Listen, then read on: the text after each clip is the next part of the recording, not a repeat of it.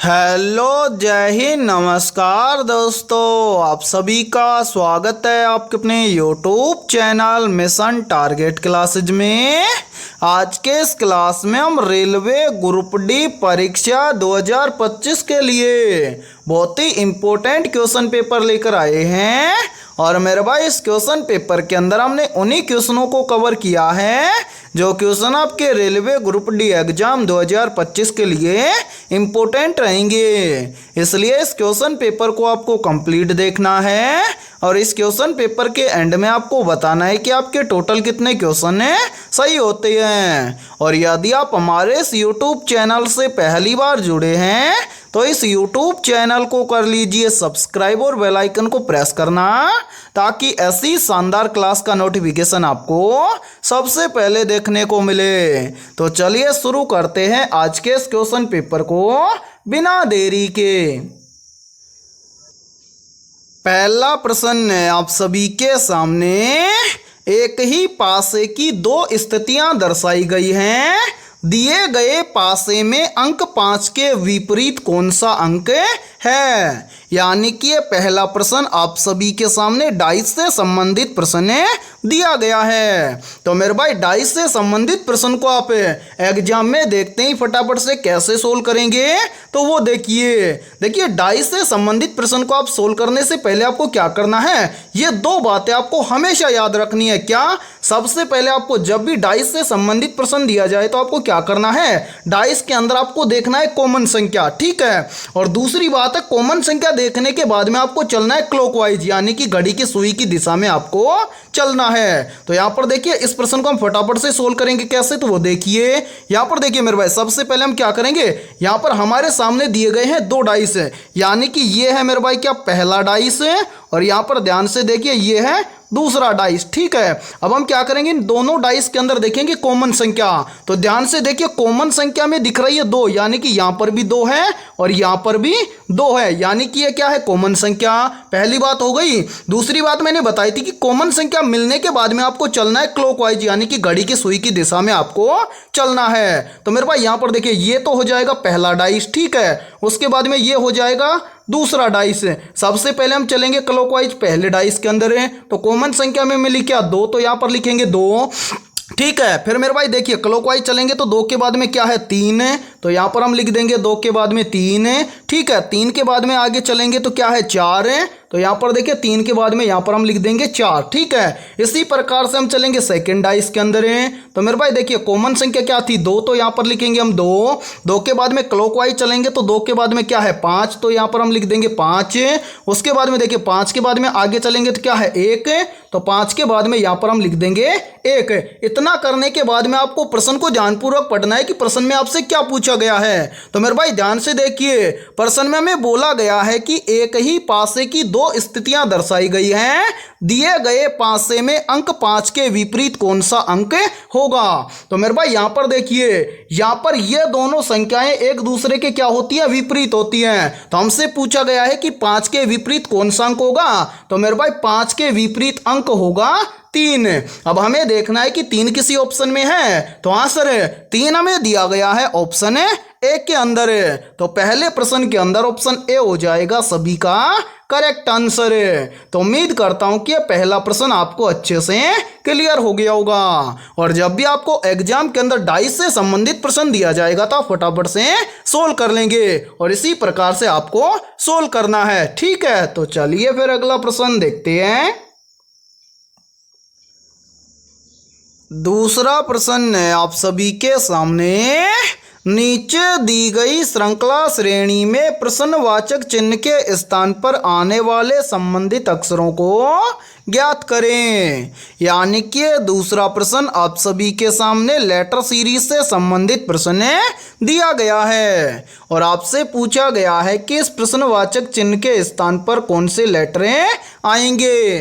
तो मेरे भाई इस टाइप के प्रश्न को आप एग्जाम में देखते हैं फटाफट से कैसे सोल्व करेंगे, तो वो देखिए आपको जब भी एग्जाम के अंदर लेटर सीरीज से संबंधित प्रश्न दिया जाए तो आपको क्या करना है, सबसे पहले सीरीज में दिए गए सभी अल्फाबेट लेटर का कर लेना है नंबरिंग। जैसे यहाँ पर देखिए मेरे भाई, सबसे पहले सीरीज में हमें दिया गया है क्यू आता है अल्फाबेट लेटर के अंदर 17 नंबर पर, तो यहाँ पर हम लिख देंगे 17। क्यू के बाद में है एफ आता है 6 नंबर पर, यहाँ पर हम लिख देंगे 6। उसके बाद में है एस आता है 19 नंबर पर, तो यहाँ पर हम लिख देंगे 19। उसके बाद में है ई आता है 5 नंबर पर, यहाँ पर लिख देंगे 5। उसके बाद में क्या है यू आता है 21 नंबर पर, यहाँ पर हम लिख देंगे 21। उसके बाद में क्या है डी आता है 4 नंबर पर, यहाँ पर लिख देंगे 4। उसके बाद में क्या है डब्लू आता है मेरे भाई कितने नंबर पर, 23 नंबर पर, यहाँ पर हम लिख देंगे 23। उसके बाद में क्या है सी आता है 3 नंबर पर, यहाँ पर अपन लिख देंगे 3। ठीक है, अब यहाँ पर आपको अल्फाबेट लेटर नहीं देखना, यहाँ पर आपको केवल देखना है संख्या को। तो यहाँ पर देखिए मेरे भाई, एक एक लेटर चलेंगे तो सबसे पहले है 17। ठीक है, 17 से एक छोड़कर चलेंगे आगे तो क्या है 19।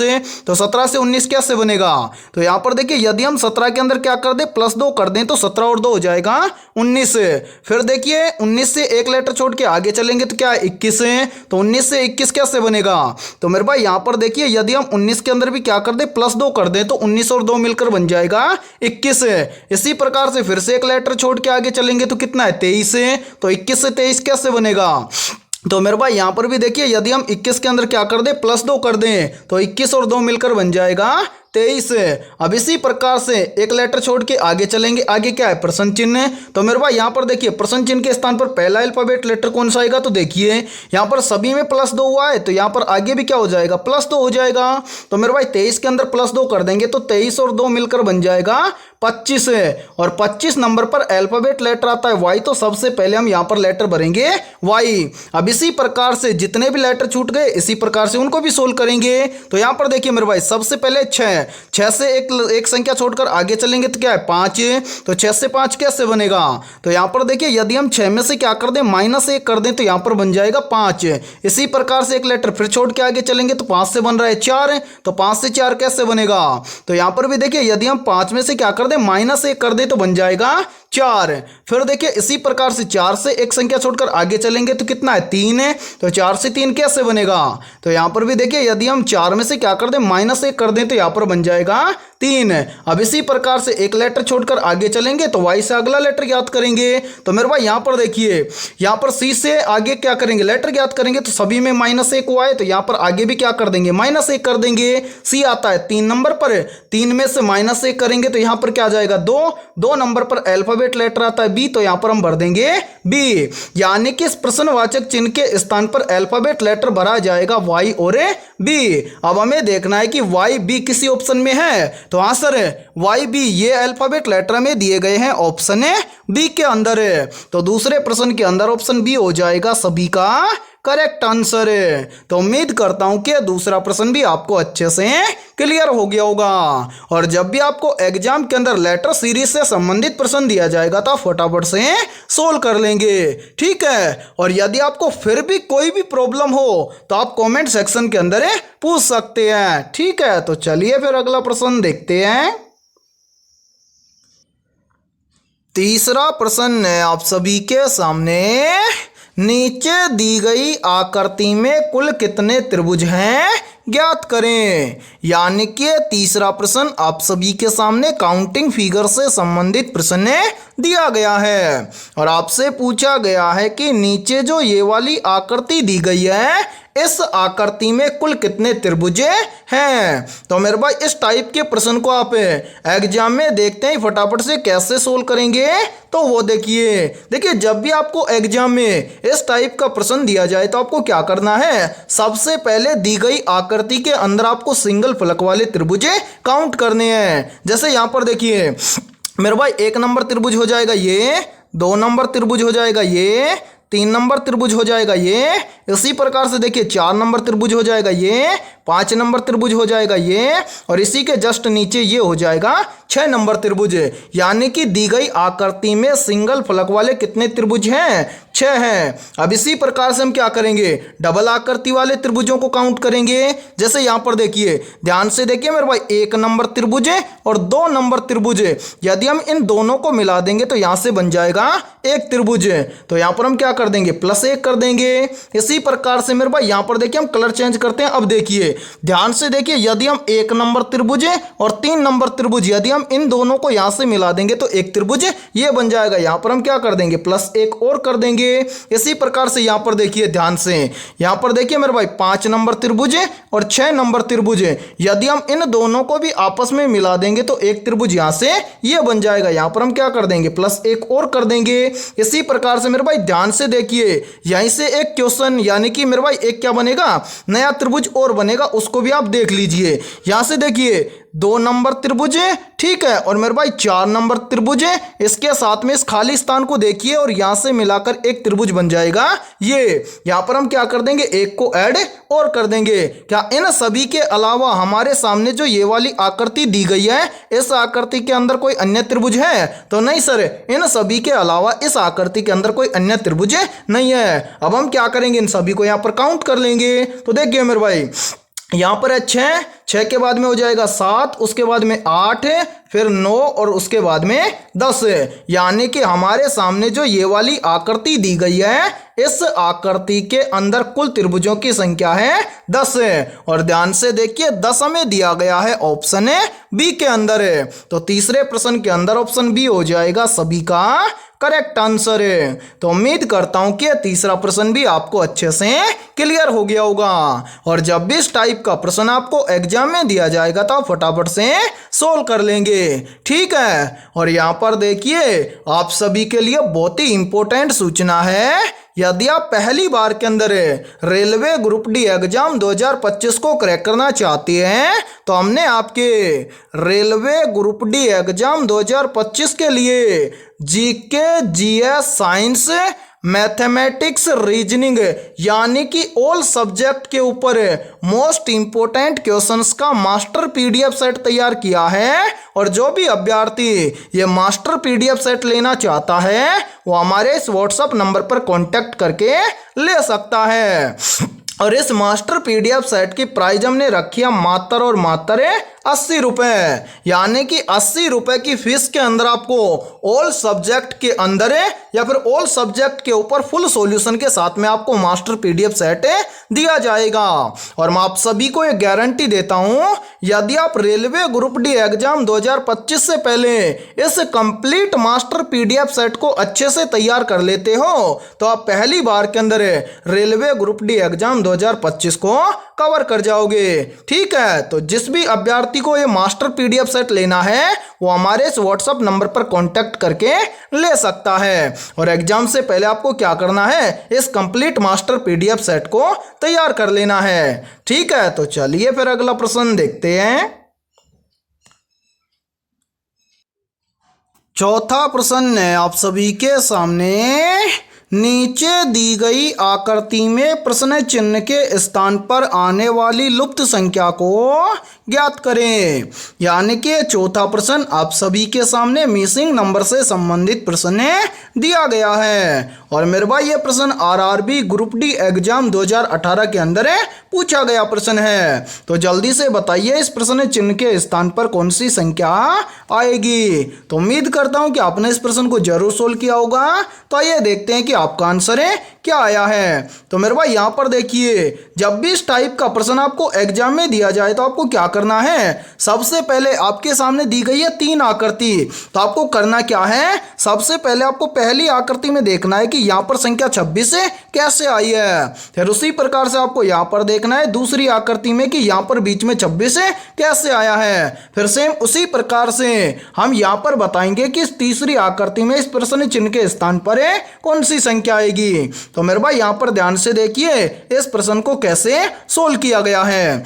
तो यहाँ पर देखिए सबसे पहले हम क्या करेंगे, पहली आकृति में यहाँ पर पता करेंगे कि यहाँ पर 26 कैसे आया है। तो मेरे भाई यहाँ पर 26 लाने के लिए क्या किया गया है, सबसे पहले मेरे भाई इस 4 और इस 6 इन दोनों संख्याओं को आपस में किया गया है गुणा। यदि हम 4 और 6 को आपस में गुणा कर देंगे तो यहाँ पर बन जाएगा 6 चौका 24। और इस 24 के अंदर यदि हम इस तीसरी संख्या 2 को ऐड कर देंगे तो 24 और 2 मिलकर बन जाएगा 26। और मेरे भाई ध्यान से देखिए 26 यहाँ पर आप सभी के सामने दिया गया है। अब इसी प्रकार से हम क्या करेंगे, यहाँ पर दूसरी आकृति में पता करेंगे कि सेम इसी प्रकार से यहाँ पर 26 लिखा गया है क्या। तो करेंगे क्या, सबसे पहले तो इस 3 और इस 4 इन दोनों संख्याओं को आपस में गुणा कर लेंगे। तो 3 और 7 को आपस में गुणा करेंगे तो 7 हो जाएगा 21। और मेरे भाई यदि हम इस 21 के अंदर इस तीसरी संख्या 5 को ऐड कर देंगे तो 21 और 5 मिलकर बन जाएगा 26। और ध्यान से देखिए 26 यहाँ पर आप सभी के सामने दिया गया है। तो उम्मीद करता हूँ कि यहाँ पर आप आसानी से बता दोगे कि इस प्रश्न चिन्ह के स्थान पर कौन सी संख्या आएगी। तो आंसर हम आसानी से बता देंगे कि इस प्रश्न चिन्ह के स्थान पर कौन सी संख्या आएगी। तो करेंगे क्या मेरे भाई, इस प्रश्न चिन्ह की वैल्यू ज्ञात करने के लिए हम इस 5 और इस 8 इन दोनों संख्याओं को आपस में गुणा कर देंगे। तो 5 और 8 को आपस में गुणा कर देंगे तो यहाँ पर बन जाएगा 8 पंजे 40। और मेरे भाई इस 40 के अंदर इस तीसरी संख्या को हम क्या कर देंगे, ऐड कर देंगे। तीसरी संख्या है 4, तो 40 के अंदर 4 को क्या कर देंगे, ऐड कर देंगे। तो 40 और 4 मिलकर बन जाएगा 44। यानी कि इस प्रश्न चिन्ह के स्थान पर संख्या भरी जाएगी 44।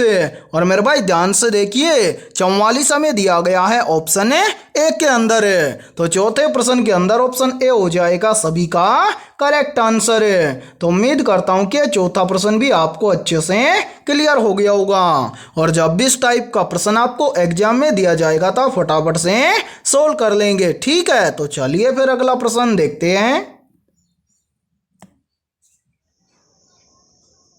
पांचवा प्रश्न आप सभी के सामने दिए गए विकल्पों में से उस विकल्प का चयन करें जो प्रश्न चिन्ह के स्थान पर आएगा। यानी कि पांचवा प्रश्न आप सभी के सामने लेटर एनालॉजी से संबंधित प्रश्न दिया गया है और आपसे पूछा गया है कि इस प्रश्न चिन्ह के स्थान पर कौन से लेटर आएंगे। तो मेरे भाई इस टाइप के प्रश्न को आप एग्जाम में देखते हैं, फटाफट से कैसे सोल्व करेंगे तो वो देखिए जब भी इस टाइप का प्रश्न आपको एग्जाम में दिया जाए तो आपको क्या करना है, सबसे पहले आपको यहाँ पर पता करना है कि ANL को यहाँ पर ERP कैसे लिखा गया है। फिर उसी प्रकार से हम यहाँ पर बताएंगे कि MOB को इस प्रश्न चिन्ह के स्थान पर क्या लिखा जाएगा या फिर इस प्रश्न चिन्ह के स्थान पर कौन से अल्फाबेट लेटर आएंगे। तो मेरे भाई इस टाइप के प्रश्न को आप तभी एग्जाम में सोल्व कर पाओगे जब आपको कंप्लीट अल्फाबेट लेटर नंबरिंग के साथ में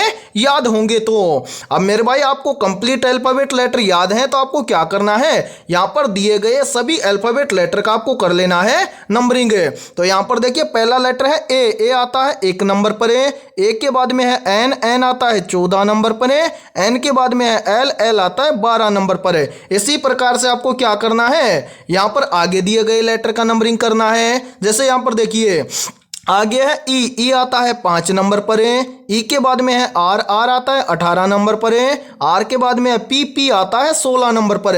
अब यहाँ पर आपको अल्फाबेट लेटर नहीं देखना है, यहाँ पर आपको केवल देखना है संख्या को। तो यहाँ पर देखिए मेरे भाई 1 से यहाँ पर बन रहा है कितना 5, 1 से 5 कैसे बनेगा। तो यहाँ पर देखिए यदि हम 1 के अंदर क्या कर दे +4 कर दें तो यहाँ पर बन जाएगा 5।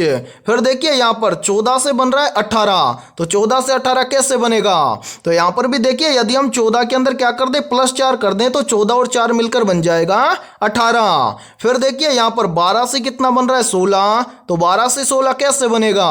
तो यहाँ पर भी देखिए यदि हम 12 के अंदर क्या कर दे +4 कर दें तो 12 और 4 मिलकर बन जाएगा 16। यानी कि यहाँ पर ANL यानी कि इन सभी अल्फाबेट लेटर के अंदर +4 करके ये सभी अल्फाबेट लेटर लिखे गए हैं। अब इसी प्रकार से हम क्या करेंगे, इन सभी अल्फाबेट लेटर का करेंगे नंबरिंग और सभी के अंदर +4 करके आने वाले अल्फाबेट लेटर को ज्ञात करेंगे। तो मेरे भाई यहाँ पर ध्यान से देखिए, सबसे पहले हम क्या करेंगे, इन सभी अल्फाबेट लेटर का करेंगे नंबरिंग।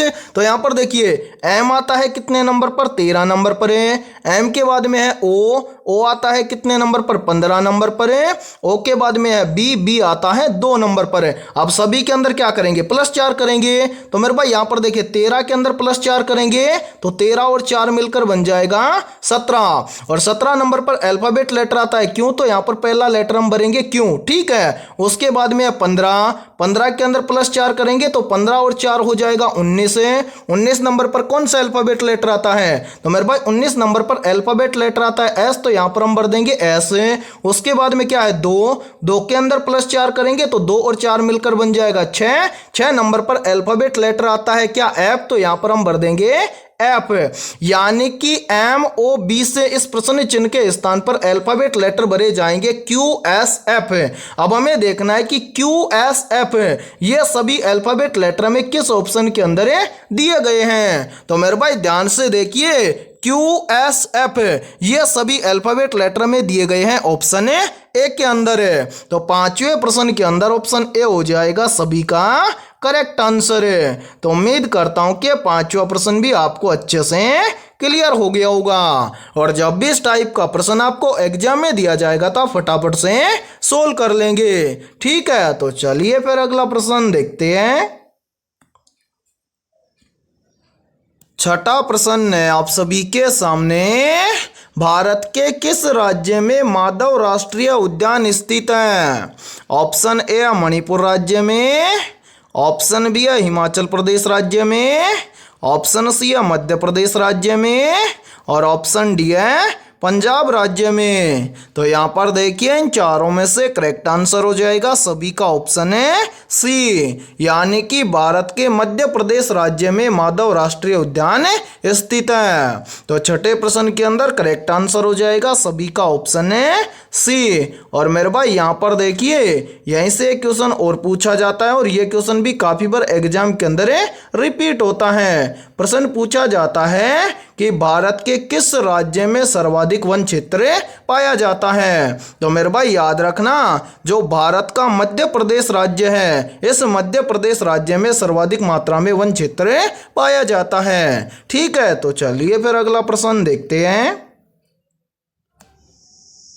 7वां प्रश्न है आप सभी के सामने, भारत में चिश्ती संप्रदाय के संस्थापक कौन थे। मेरे भाई मोस्ट इंपोर्टेंट प्रश्न है ये, तो जल्दी से बताइए इन चारों में से करेक्ट आंसर क्या होगा।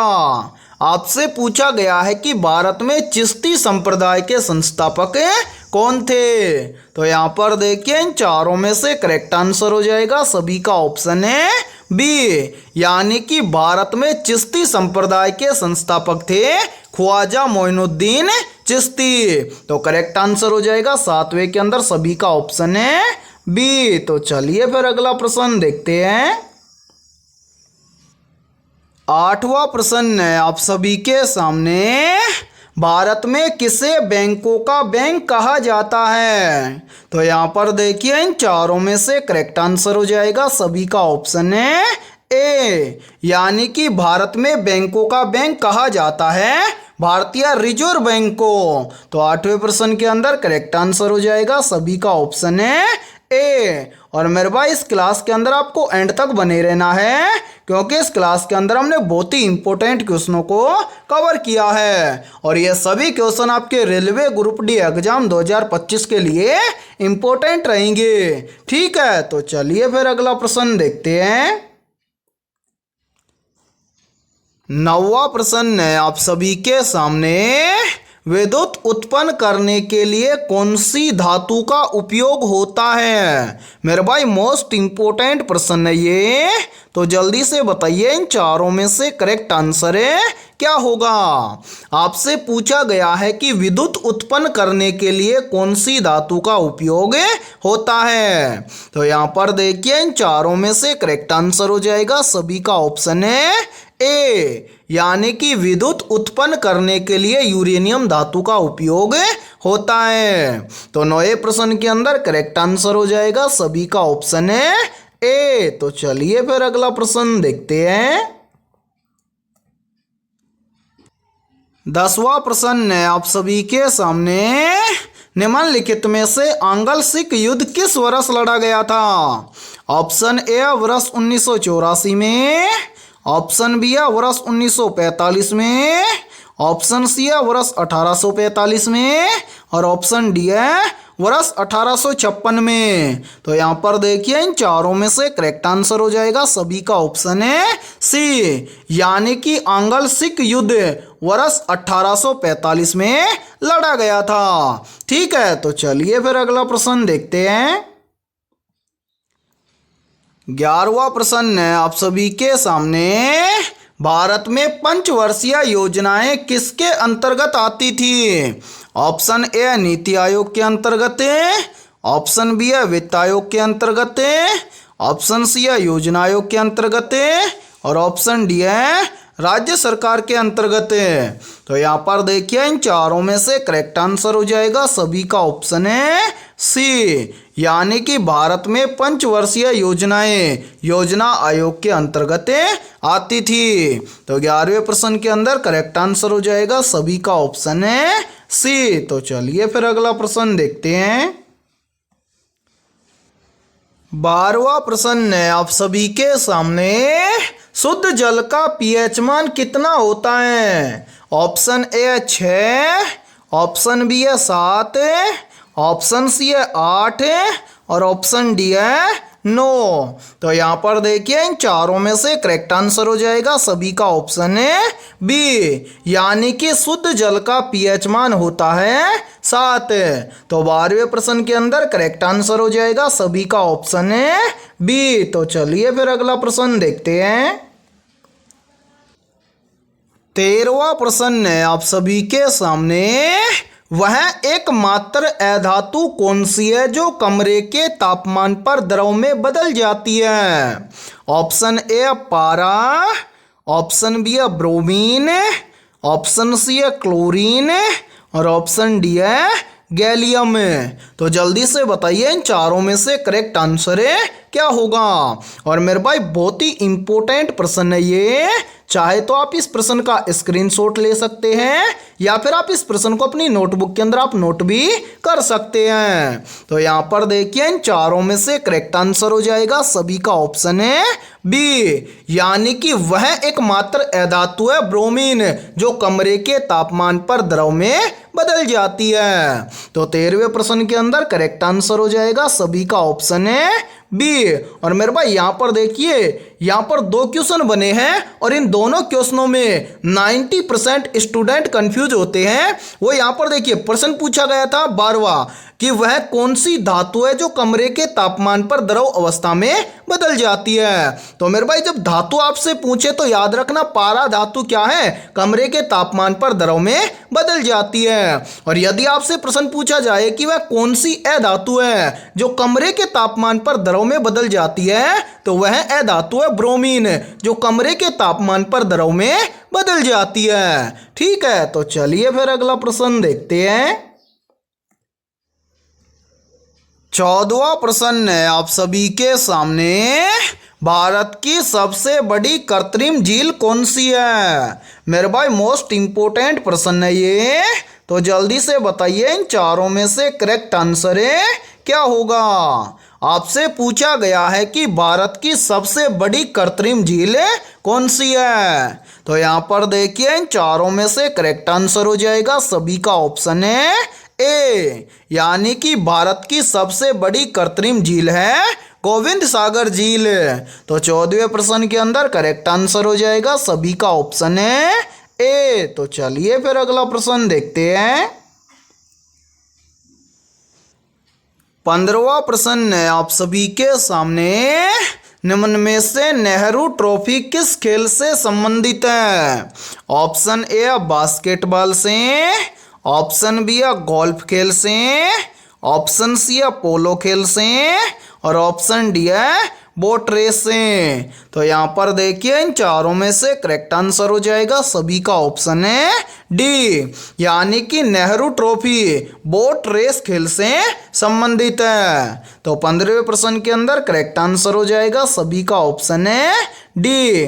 और मेरे भाई यदि आपको इस क्लास के अंदर किसी भी क्वेश्चन के अंदर कोई भी डाउट हो तो आप उस क्वेश्चन के बारे में कमेंट सेक्शन के अंदर पूछ सकते हैं। ठीक है, तो चलिए फिर अगला प्रश्न देखते हैं।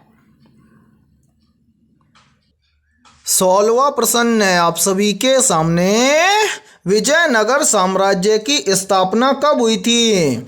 ऑप्शन ए 1336 ईस्वी में, ऑप्शन बी है 1350 ईस्वी में, ऑप्शन सी है 1366 ईस्वी में और ऑप्शन डी है 1400 ईस्वी में। तो यहाँ पर देखिए इन चारों में से करेक्ट आंसर हो जाएगा सभी का ऑप्शन है ए, यानी कि विजयनगर साम्राज्य की स्थापना हुई थी 1336 ईस्वी में। तो 16वें प्रश्न के अंदर करेक्ट आंसर हो जाएगा सभी का ऑप्शन है ए। तो चलिए फिर अगला प्रश्न देखते हैं।